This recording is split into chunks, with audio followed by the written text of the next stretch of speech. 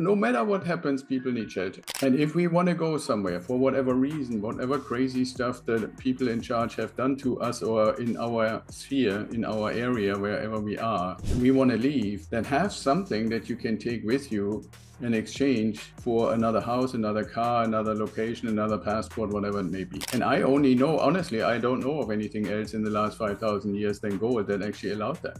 I used to chase the ROI all the time, return on investment. And over the course of time, that has evolved into what I call return on life. Well, welcome back, everyone. This is Randy Dyck on the Return on Life podcast, where it's about, yes, the ROI, but we also need ROL, the return on life, which is so important to our well-being and how we actually get through the day and through the week and through the month and through the year and how we live our lives. So it's really, really important. And today's guest, Axel Mairhoef, is a great example of this, turning ROI into ROL. In fact, Alex came from the Air Force, then decided that he's going to do something a little bit different and found that he could actually create a life outside of a career and do some investing and find a way to make passive income to create a life that we all would love. In fact, right now, he is in Spain, of all places, hanging out and thinking this is where he's going to spend the rest of his life and retire. So anyways, welcome here, Alex. It's great to have you. Yeah, hey, Randy, thanks for having me. Well, first of all, I think we need to be a little bit curious. Why are you in Spain? Because I know your home is San Diego. What are you doing in Spain? Well, basically what my wife and I wanted to do is, for one, there was an incident or a situation where my mom, and maybe I should start with saying I'm originally from Germany. And so my mom still has her main residence in Germany.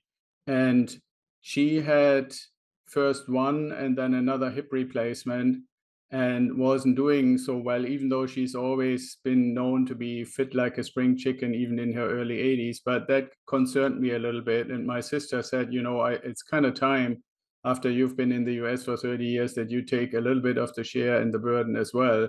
And I realized that. And then the question was, okay, if we were to do this, would we really want to go back to Germany? And my wife and I were pretty clear for about a million reasons why not. So then the question became, okay, if it's not Germany, what would we really like if we were willing to make a change like that? And the first thing was to say, okay, we lived for about 8-9 years in the Santa Barbara area, and then for the last 7 years in the San Diego area. And we always really liked this kind of Mediterranean weather and all the, like the flowers and not really having winter and all that kind of stuff. So then the question was, okay, definitely not Germany or Northern Europe. Where in Europe, within a relatively close time, like 2-hour flight or so, or maybe even possible to drive, could we go and have that kind of a situation? And we became like complete YouTube addicts, basically. Like we looked at all kinds of YouTube, probably thousands of YouTube videos. We looked at Cyprus, at Greece, at Italy, southern France, Spain, Portugal. We even ventured to Morocco, anything around the Mediterranean, because the assumption obviously was, San Diego, Santa Barbara has a Mediterranean climate, so let's check that out. And then we actually found, like, for example, Greece was nice, but no way to ever learn the language, can't even read the letters and stuff, right? So that was out. We looked at Italy and southern France, and southern France was equally expensive like San Diego, so that was out. Then we looked at Portugal, and we found that the majority of suitable places in Portugal are at the Atlantic coast, which is kind of cold in the winter, so that was out. And it came literally down in the end to Italy and Spain. And one thing, and I don't know anybody who has ever really looked into Southern Europe paid attention to that as much as we did. But when we started looking closer at actual locations, what occurred to us, and if anybody else wants to verify it, be my guest.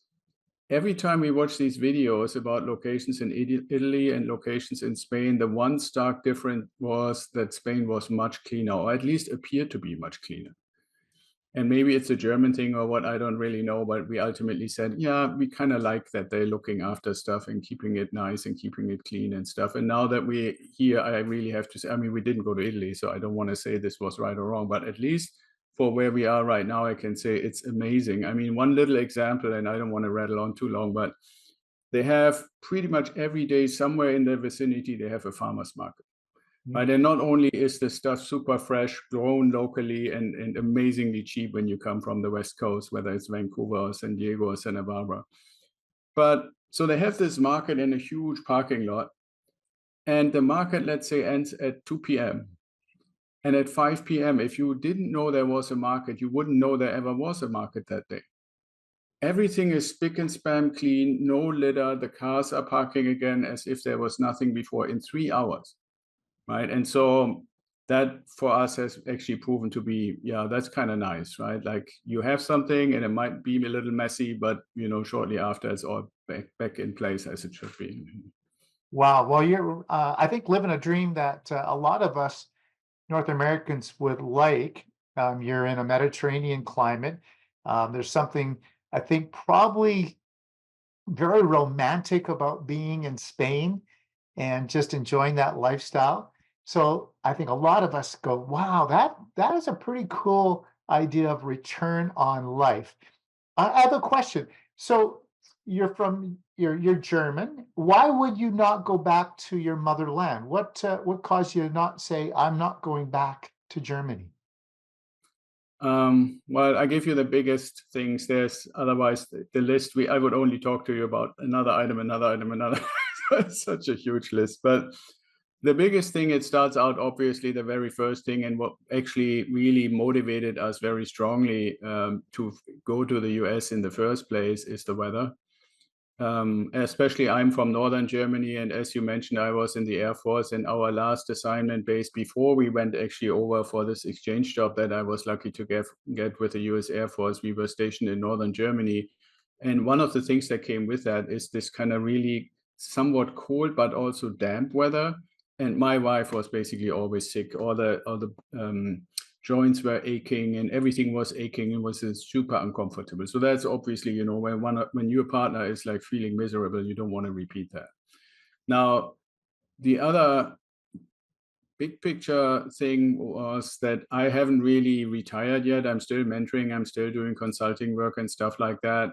And that is very hard to do in Germany.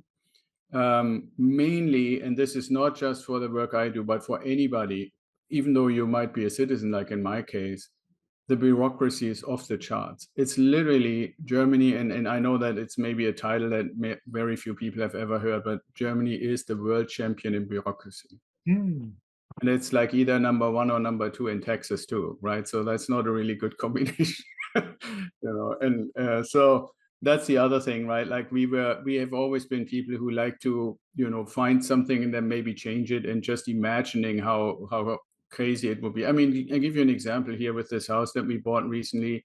My wife said, okay, I like everything except for the kitchen because we really gotten used to this American style open floor plan kind of thing. Right, so we talked to the realtor, who also happens to have a construction company, and said, okay, so what would it take? Can it be done? He looked at it, sent somebody, they came back and said, yep, can be done, no structural issues. We give you a quote. He said, but we're only working above the board, so we need to get a permit. I'm like, oh, bad word fell in here, bad word. And he said, oh, no, don't worry. I said, what do you mean, don't worry? You just said you need to get a permit. I said, yeah. He says, yeah, don't worry. We get it done. By the time we ordered everything, I'm saying, okay, I want to see this. So my wife goes and orders picks the stuff for the kitchen. And the workers come to at first do demolition. And that was probably about, I would say, 3 or 4 weeks after she started picking this stuff. And we just happened to be there because we wanted to see what they do, right? And he said, hey, by the way, where should I put the permit? I'm like, what? And he says, here's the envelope. It should be somewhere, because if somebody comes by and wants to see if you're doing this right, then I'm like, you're kidding me, right? Like, it's barely been 4 weeks and you already have the permit. So that's kind of like a living example why we wouldn't go back to Germany. And then there's tons of other stuff on top of that. That is fantastic. That is unusual because, yes, bureaucracy is just stymieing. It just stuns and stunts everything that's being done right now. And Right. all these countries, the US, Canada, we're all built on capitalism. by people that just said, we're going to go and do it, and we're going to do it, and we're going to do it well. But socialism is taking over and causing so much challenge with just something as simple as getting a permit these days. In my marketplace, sometimes permits take 2 and 3 years to get for a Yeah, absolutely. Yeah. production Yeah, home. no doubt. I give you a little bit of a maybe you and your audience a little bit of why I think this might be slightly different here. And I think if you go big picture, part of it is how long has the system had time to calcify? And I don't know how much it is known, but Spain only got a democratic constitution in 1978. Interesting.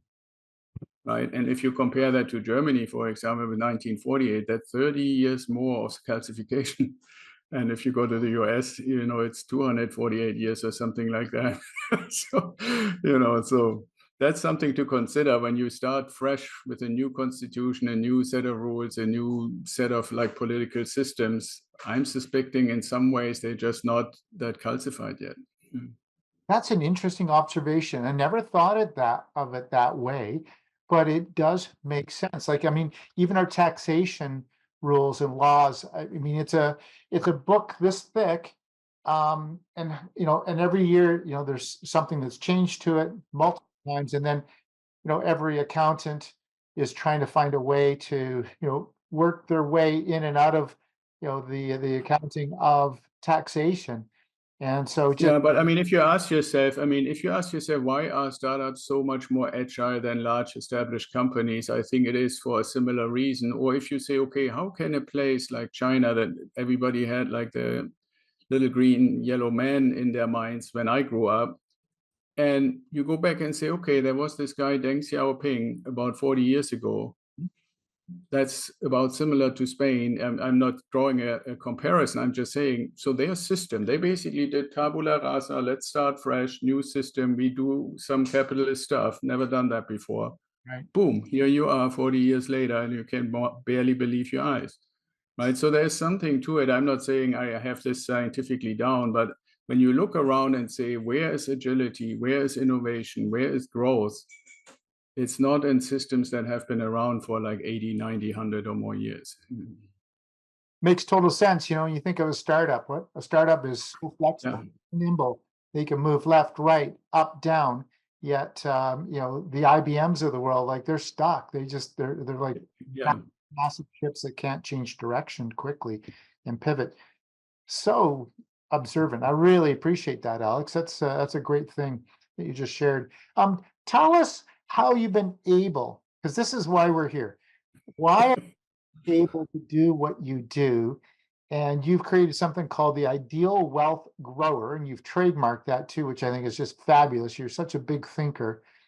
Tell us a little bit about the Ideal Wealth Grower and how you can pick up and find a new life in Spain where many would be stuck. Yeah, so it starts out with two aspects. The one is that when I started my own business in 2005, I realized very quickly, even though I had a small military pension, that if I ever wanted to stop working, I needed to do something on the investing side to build retirement income. And if you think about 2005, what happened around that time was not very far removed from the dot-com bust. So I really didn't think stocks would be the thing. Now, in hindsight, you might say, had I started in 2005, I would have been probably okay. But in the moment, it didn't feel like the right thing. And so I looked around and decided, I think what I see, what most people that are successful doing is real estate. And so we started doing that. And at the same time, like I said, there are two important components. So the one component was real estate. The other component was that I always loved, even during my military career, I was always a teacher, an instructor, a coach, and basically started then also adding mentoring, because for me, that combination, coaching is basically helping you to discover what's inside you that helps you solve any issues or reach any goals. And mentoring is basically taking somebody else's experience, take the negative out, keep the positive, and transfer it to someone else. And then I love the combination of the two. So if you go to Ideal Wealth Grower, the real estate investing part is actually hidden in the word ideal, because it's not just a word, it's also an abbreviation. It stands for I for income, D for depreciation, which you get when you do residential real estate, E for equity, which is basically the gain in the price of the real estate between what you paid and what it's worth.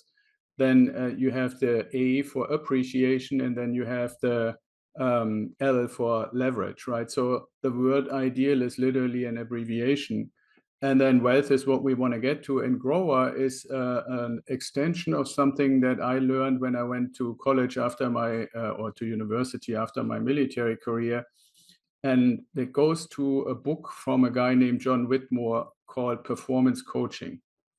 And I read it and I really liked it. And it was, and still is to this day, a very common approach to business coaching. But the book, in my opinion, only described how you do coaching one time. If you and I were to meet the first time and we do the first session, then you do what the book describes is the grow approach. And I decided, no, what I want to do in Ideal Wealth Grower is to have multiple sessions and help people with this combination of coaching and mentoring to actually learn how to build their own creative portfolio and their own business around it, so that they ultimately become free and self-sustaining. And so grower is also an abbreviation. It stands for G is your goal. What do you want to accomplish? R is your current reality. Then the O stands for your opportunities and obstacles. The W stands for what actions will you take? And then that's actually the part that's also in the book. And then I expanded it to say we need to have an E. So I can say, hey, Randy, you said you will take action 1, 2, and 3. Now we meet again 2 weeks later. What were your experiences for E while you were taking these actions? And R, what were the results of these actions and experiences? And then when we have these results, do we need to make any adjustment to the G, to the goal or goals? And that way it becomes a cycle that we can do every 2 weeks, every 3 weeks, over and over again, both when it comes to tangible stuff, or also if you say, okay, I have this victim attitude, which I have written a mindset manual about it, where I'm saying most people that I encounter often come to me with this kind of everything is against me and I'm the victim. And I want to help them to get to how can you see yourself as the creator? You're in charge. You build your S corporation that operates your business entities and your assets, and everything from there. You hire a bank, you hire a property manager, you hire insurance, you hire lenders, whatever it might be. They're all working for you as if it were your business. To get this kind of creator of your own future mindset, that's basically what this grower cycle tries to accomplish, while we're also obviously investing in stuff so you get passive income. I love that. I love acronyms, by the way. I like. I often say, we are in an EAT market. You have to be an expert, you have to be the authority, and then you have to build trust. EAT. Every day is an EAT. Yeah. Yeah, I have a recent one that I stole from somebody when people ask me, who are your ideal clients? And I lately always answer, my ideal client is Henry. And then people say, why is it Henry? And that Henry is actually high earning, not rich yet. High earning, not rich yet. I like that. High earning, not rich left yet. I like that. Love that a lot. Oh, that's awesome. Well, we have one life to live. That's all we get. We get one life on this earth to live, and we want to build legacy out of that. And when you think of that, I think of live, lead, love, and then you leave somebody something of value behind. You leave the world something behind. And when you think of live, lead, love, leave, you're doing just that by helping people see the value of investing in real estate. And then, of course, the methodology behind what you're doing. Why don't you run us through how you help a typical Henry find their way to living in Spain like you are today? Yeah, so what I would first invite Henry to tell me about is, what have you done so far? And it obviously depends a little bit on age. What have you done so far with your money, and what kind of investments have you done?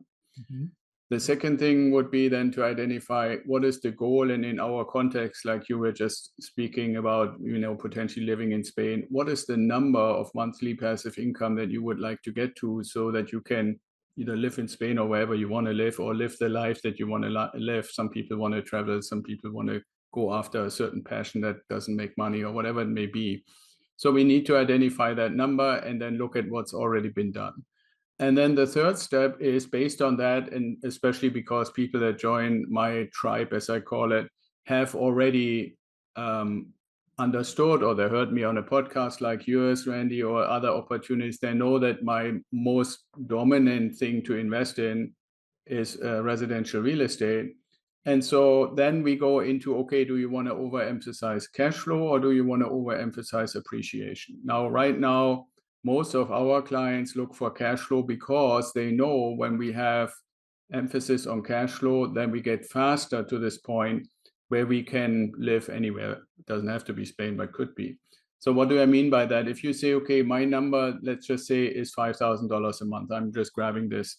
And we were to say, okay, so you want $5,000 a month, and you want at the point when you reach this $5,000 a month, get out of your individual investments $500 cash flow. After everything is paid, everything is done, maintenance is done at the end of the month, each property just on average generates $500 cash flow. Then I need to help you to get 10 properties. Right. And so that's basically then also starting of our grower system, is to say our goal is in the shortest period possible to get to 10 properties. Now, depending, if you were to, for example, say this in Vancouver, I would assume you would probably have to shell out about $15 million to do that, right? So I realized that when I lived in Santa Barbara and started my Idea Wealth Grower approach, similar numbers. And I thought, okay, not only would I have to put out an insane amount of money, even down payment if I finance it and use leverage, which is very hard to get, but also then when I rent the properties to actually generate income from those properties, they will not really leave any cash flow at the end of the month. So that meant I have to go and look at places where the ratio between how much a property costs and how much rent I can get and subsequently have left over in cash flow is better. Mm-hmm. And the places I found in the US were like in Idaho, in Illinois, in Tennessee, in Ohio, and in states like that. Some people say the kind of like north or Midwest part of the country. And there, and even today, I'm just literally helping one of our clients who recently joined the tribe. We are getting for him $180,000 duplex, which each side paying rent right now $1,000 each. So he's making $2,000 gross rent income and pays $180,000 on that property. If it were 1,800, which is then for people that, and I'm sure you talk about this all the time, but there's something called the 1% rule. You say, okay, $180,000 is the price. If I can get $1,800 a month or 1% of my purchase price, it's a good deal. That's still true. So he, in this case, when we have it all said and done, will have a little better than the 1%, which is rare this day and age, right? And because interest rates and stuff are higher, he will probably not make the $500 right away. But he's also not going to retire right away, right? So as he keeps having this property, and let's say it takes us 6-7 years to get these 10 properties, or 8 years, or whatever time it might take, by the time we get there, if he's getting 400 now, it's probably going to be something like 500-600 or so cash flow at that point. And that's still with the mortgage on it. I want just make that point real quick. So we're calculating this with the financing on it. Mm-hmm. Now imagine you build this property portfolio of 10 properties in 10 years, just for easy thinking.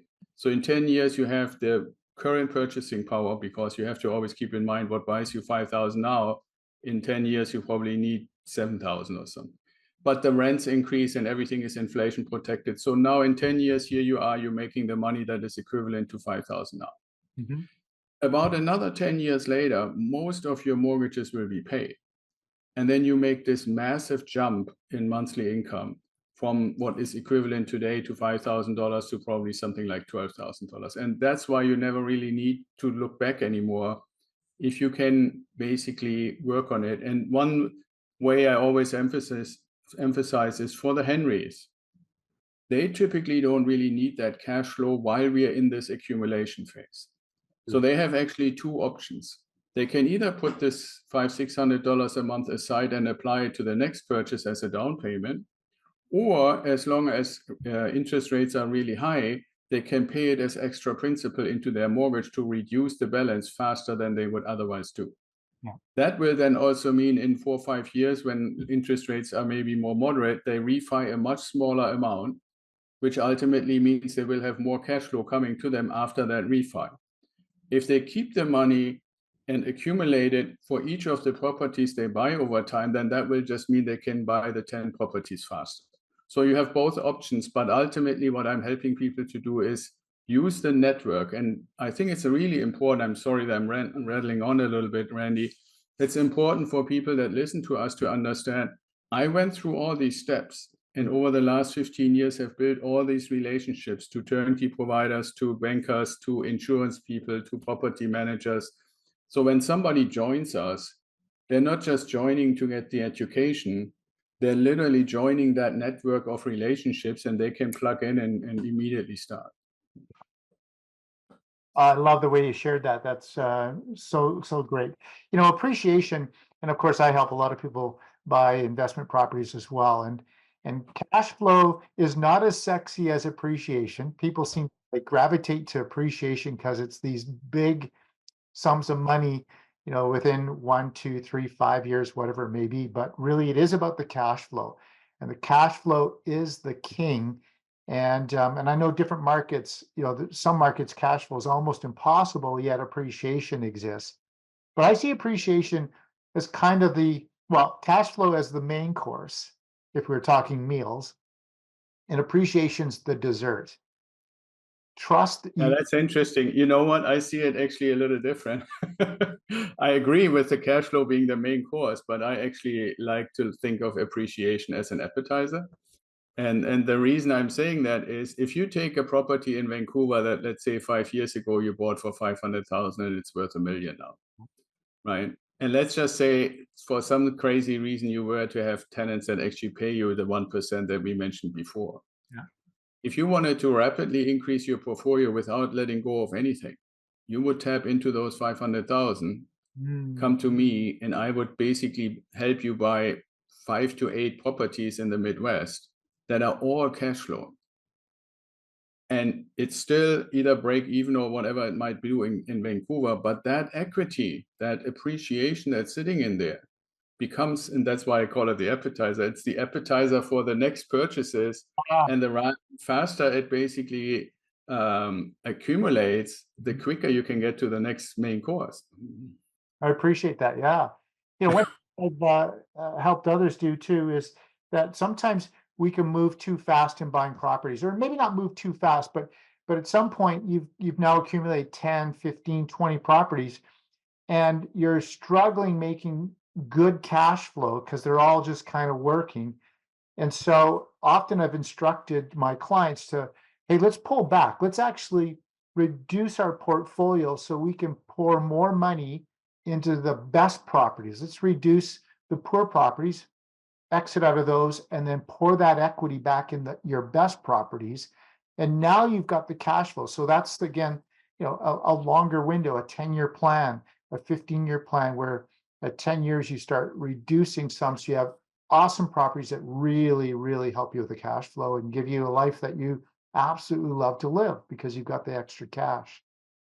Yeah, absolutely. I totally agree with that. Although I also have to say it has a little bit to do with really looking at all the different variables in the approach that you're choosing. So there is, for example, for your Canadian listeners, a huge difference between the way Canadian real estate is financed and US real estate is financed. So if you look at like that duplex that I mentioned for one of our most recent clients, he is going to put something like $43,000 or 25% down, right? So it's not super leveraged, but most importantly, things that most other places in the world don't offer. And I want to emphasize this because it's not really that well understood. Not only do you get in the US a 30-year mortgage, meaning like your payment is fixed for 360 payments into the future.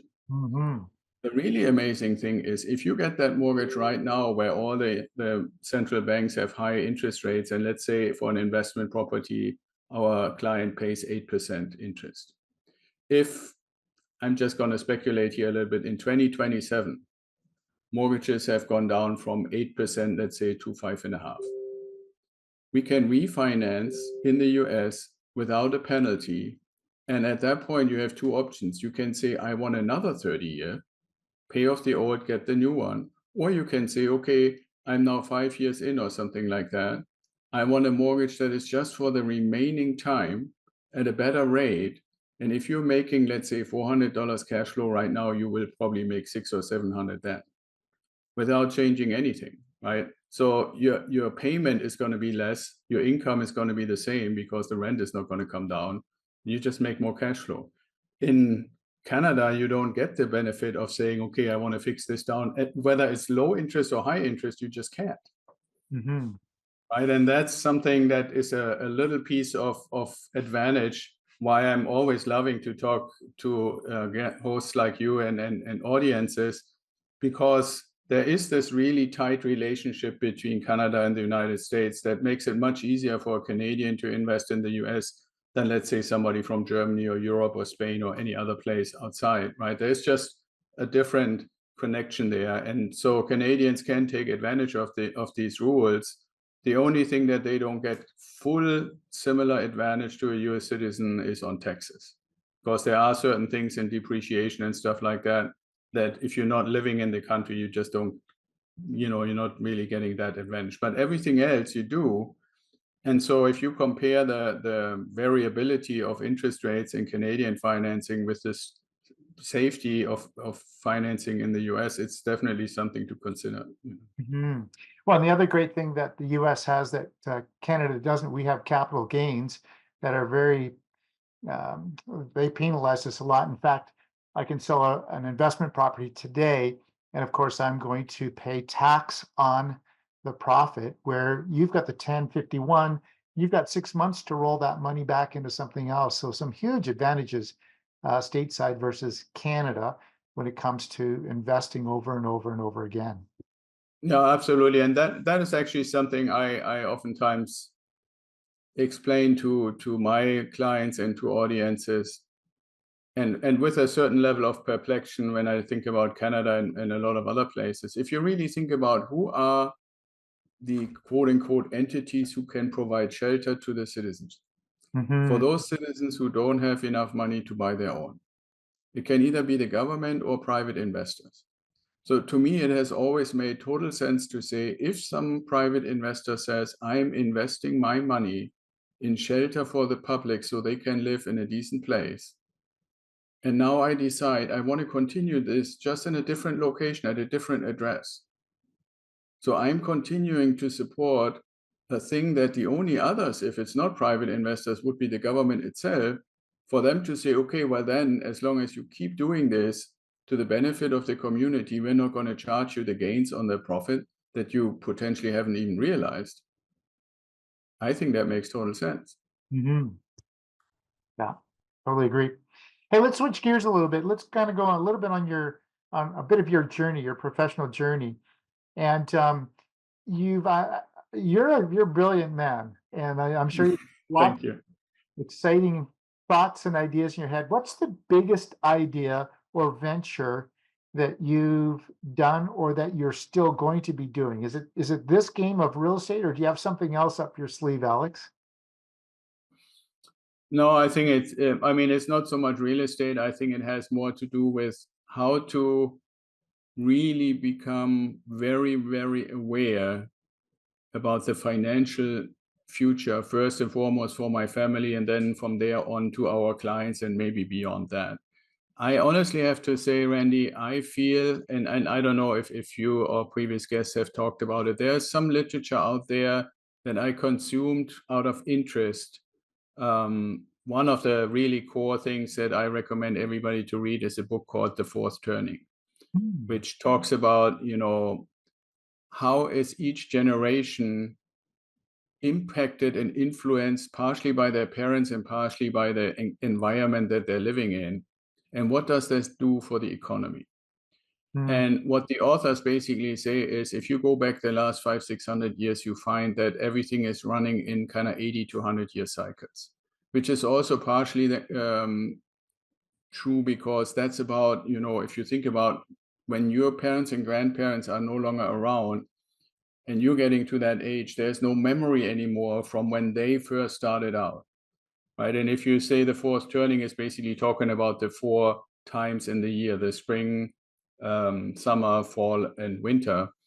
And so if your grandparents started in spring, by the time you getting to like retirement age, they're not around anymore. You have probably not really any memory of what they went through. Like in my case, if I go into the history, my grandparents basically were adults when World War II ended.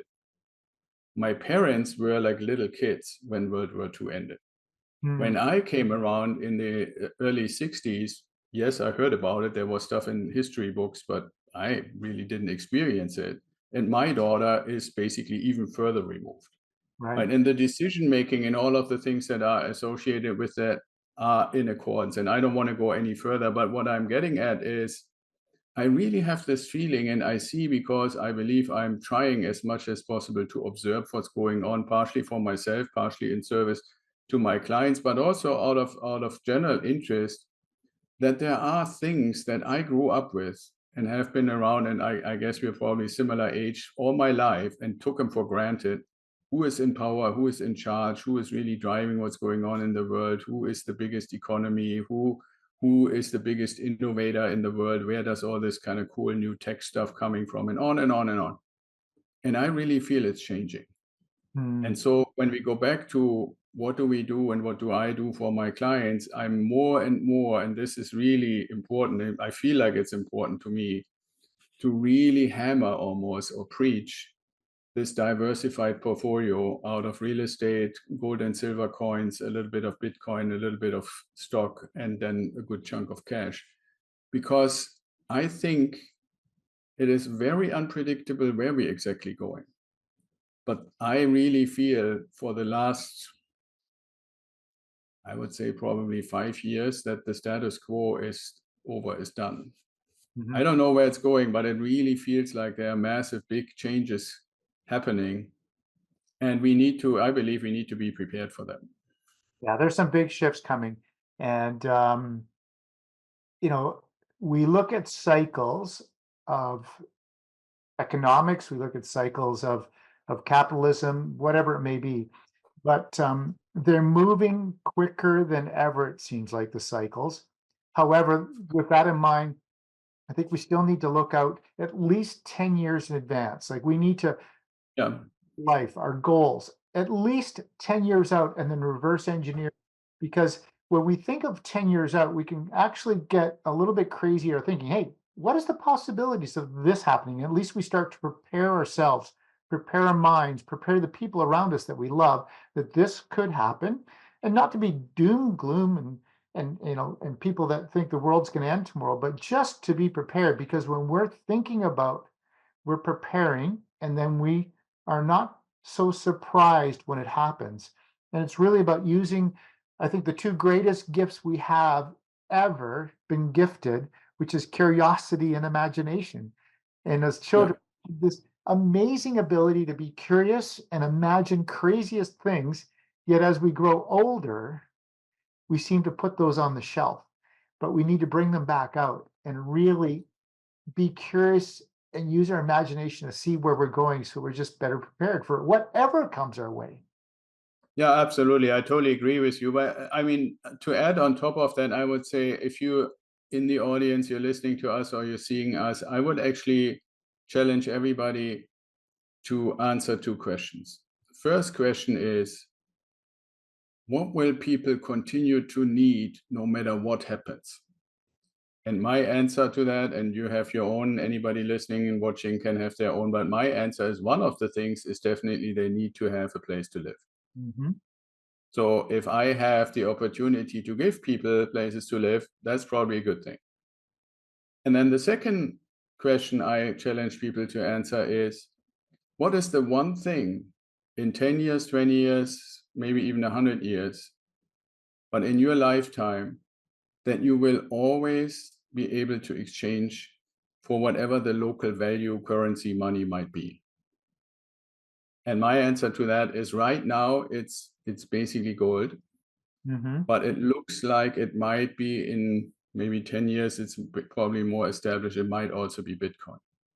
So it could be Bitcoin and gold, but if you don't want to speculate on Bitcoin, just get gold coins, right? So that's why I say in our portfolio, we have 65% real estate and 10% gold coins, because the one thing is, no matter what happens, people need shelter.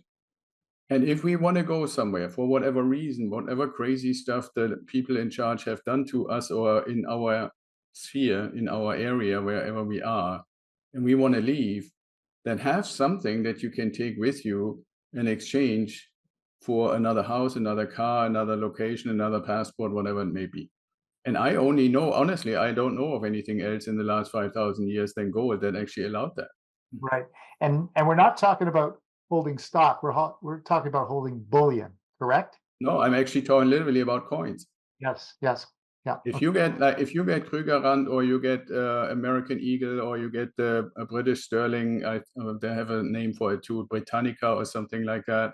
You can pick the one that you like to be prettier. But an ounce of gold is an ounce of gold. And right now, if you think about it, people say, well, isn't that hard to transport? Think about it. 1 ounce coin right now is $2,300. How many do you need? And is it going to be $2,300 when the brown stuff hits the fan? Probably going to be more like 5 or 6 or whatever thousand. Yeah. But so you don't need that many. No. You can carry them easily in a backpack or in a little box or what have you. And you can go anywhere in the world right now, literally, and walk into a bank and say, here's an ounce of gold. You can check it. You can test it. Give me the equivalent of whatever the currency is. Yeah, you can cross a border with it as long as it's not more than $10,000 in your pocket. Well, that's cash though. Now let me think about that. Can I walk across the US Canadian border with $15,000 of gold coins? I'm not sure. Yeah, if you can prove that they are yours, if you have some sort of proof of purchase, so they are really in your ownership, you're good to go. Okay, there you go. Pro tip. But I mean, think about that. Who will stop you when the brown stuff has hit the fan when you want to cross the border? I think they have other problems. Yes. Right. Now, the other part, by the way, this is kind of like a little side note on that. Who will be the most welcome people coming somewhere after the brown stuff hit the fan? Those will be the ones who say, I have something that we can use to build something new. Right. And I'm saying this could be gold coins or Bitcoin, who knows, in 10 years or 20 years. I'm not saying doom and gloom happens tomorrow or anything like that, but I think you will be better off to prepare now by having the things that will always work and that will always be needed and never need them, than find out that you needed them and it's too late. Who has influenced your thinking on all the things that we've been sharing? Like somebody along the way poked you, prompted you, could have been a book, could have been a person. Has there been influence in your life that's led you down this path, Alex? Well, there are 3 things I would say. The number one thing when it comes to book, there would be 2 books I would point to. The first one, and I was super, super fascinated by it when I went to university after my Air Force career. And that book is by John Cotter, and it's called Leading Change, but it's a super boring read. Now, I'm very glad to say he met a friend of mine from Germany who suggested to turn it into like a fable. So if anybody is listening and say, okay, I want a nicer version, it's called Our Iceberg is Melting. Oh, okay. And it talks a little bit about a tribe of penguins who believe that the only way to live is on one iceberg until they find out it's melting. So that's all I'm going to say. But that was super influential to me because it goes through how does change really happen? What are the indicators for the need of change, and how can you make it so that change is a good thing and becomes or comes to a good end? That was very influential to me. And the second one, I would say, goes more into the direction of our real estate investing that you and I both like. And that is by an author called John Soforic. And he wrote the book titled The Wealthy Gardener. And he wrote that for his son. And I liked it because I like gardening as a hobby. And so being a wealthy gardener is also a super cool title. And we are the ideal wealth growers. So there were so many connections, So yeah, but that's a good one because it teaches a lot of valuable lessons. And he has a really nice, cool thing. If you go to the wealthygardener.com on his website, he has the core quotes. I think it's like 40 or 50 quotes that they basically developed the whole kind of philosophy around for his son, and anybody who has kids or who wants to kind of dive into that. So those would be the second thing. And then the third thing is kind of out of left field, Randy. You will probably say this guy is a little crazy, but I really think there is an almost, I can't put a value or a number on the fact of having the opportunity to live in multiple cultures. See, I grew up the first half of my life in Germany, and I was in the Air Force, as you know, and traveled around all over. There's only like 2 countries in Europe that I didn't go to with the Air Force, because as an instructor, I could fly with the students everywhere pretty much. And then I came to the United States, and I visited Canada, I visited Mexico and stuff like that. And from my consulting work, I was allowed to go to Panama and Colombia. But when you lived almost 30 years in the North American culture and a little more than 30 years in the European German culture, you see the differences, but you also build this, and you mentioned this word before, this curiosity of why are things the way they are, and why are they doing things the way they do, and why are they evolving in the direction they do, and so forth.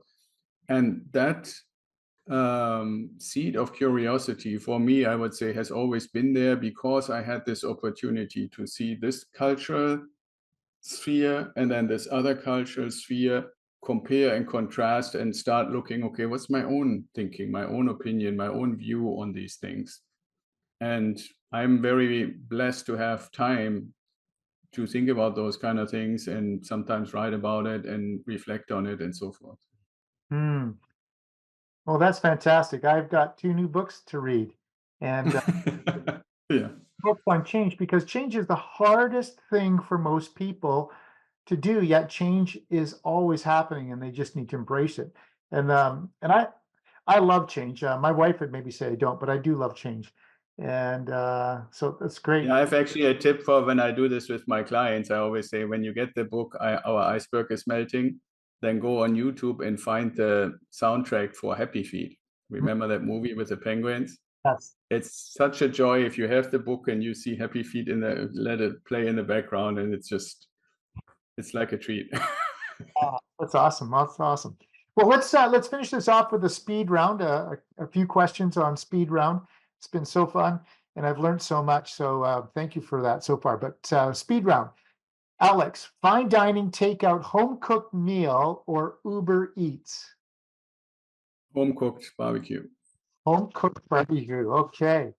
What do you do to let your hair down? Because you're in this game of helping people be strict with their ideas and their money. What do you do to let your hair down, Alex? Gardening.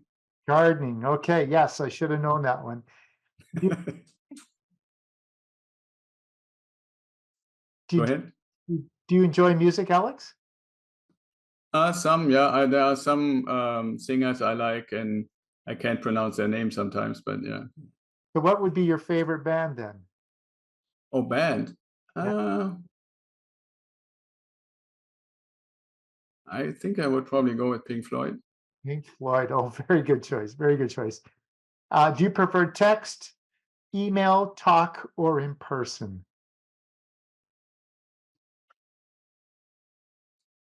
Yeah, I would say probably talk. In person, it would be number one, but so hard to do. So, what we are doing right now is, I think, the closest best thing we can do if we are in Spain and Vancouver, right? Pretty special that we can do this Yeah. thousands of miles apart. Yeah, it's pretty cool. Audible or book?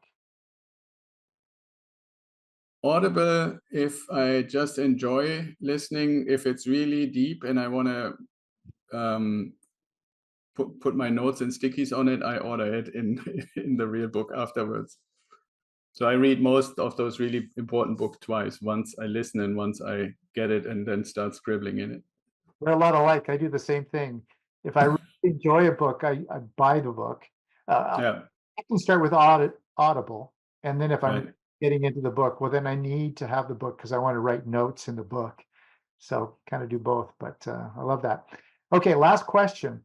If you were a scratch and sniff sticker, so a scratch and sniff sticker, and I rubbed you or scratched you on the shoulder, what would I smell? What would be the scratch and sniff sticker of Alex? Mm, banana ice cream. Banana ice cream. Love that. Why banana ice cream? Yeah, obviously you like ice cream and bananas, I guess. I like that flavor of banana in ice cream. Yeah. That's fantastic. Alex, thank you for being such an amazing guest here on the Return on Life podcast. So many incredible nuggets and so much wisdom was shared today. So thank you for joining me, Alex. Yeah, Randy, it was a great fun. Thanks for having me. Fantastic. Till the next time, and happy selling of capitalism around the world. I love it. All right. Same to you. Take care.